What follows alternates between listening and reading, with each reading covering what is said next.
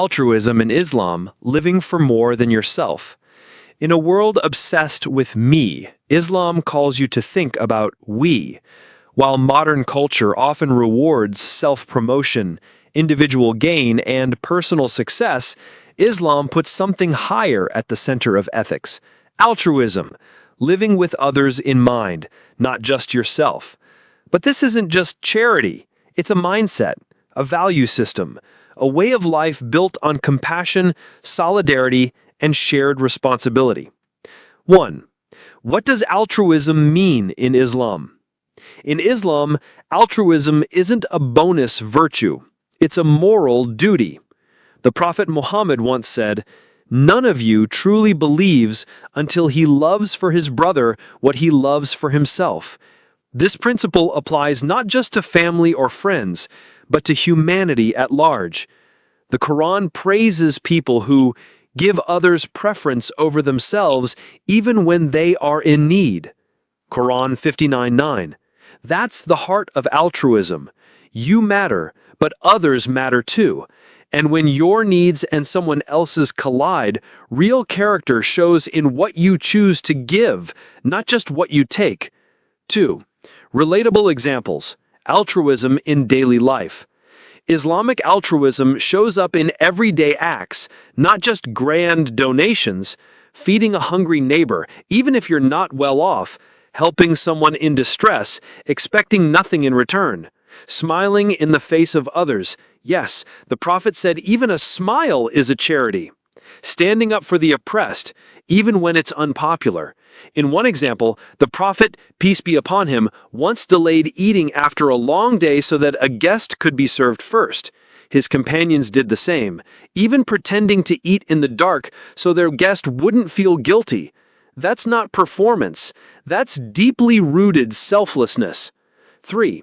Why does Islam emphasize altruism so much as a favorite?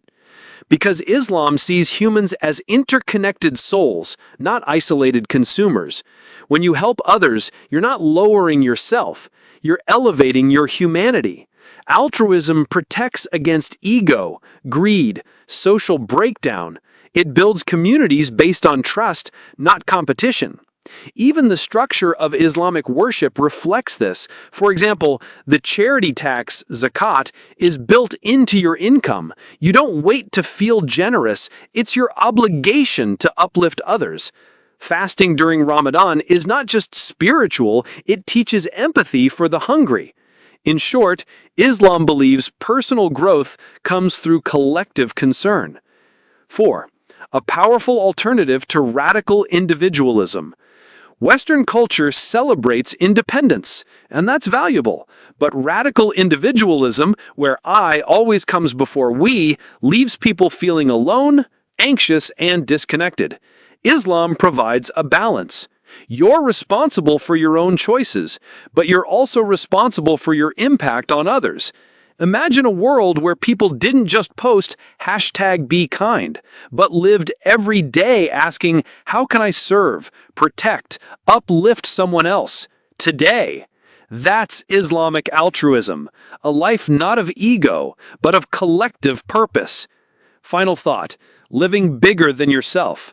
In a time where many feel lost chasing personal success, Islam offers a quiet but radical idea. True fulfillment comes not from what you own, but from what you give.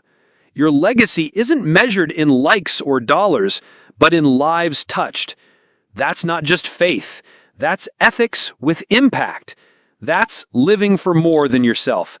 And in Islam, that's what makes a good person truly great. There is a common saying in many cultures, he who lives only for himself is not worthy of being born. However, Islam develops all positive ideas in a practical way. It calls for preserving wealth and life, but it considers altruism a virtue in many cases and calls Muslims to adopt the virtue of altruism. The model that the Quran spoke about was the model of the Ansar, whom the Quran praised, saying, "And they give preference over themselves even when they were in need. It is those who will be the successful."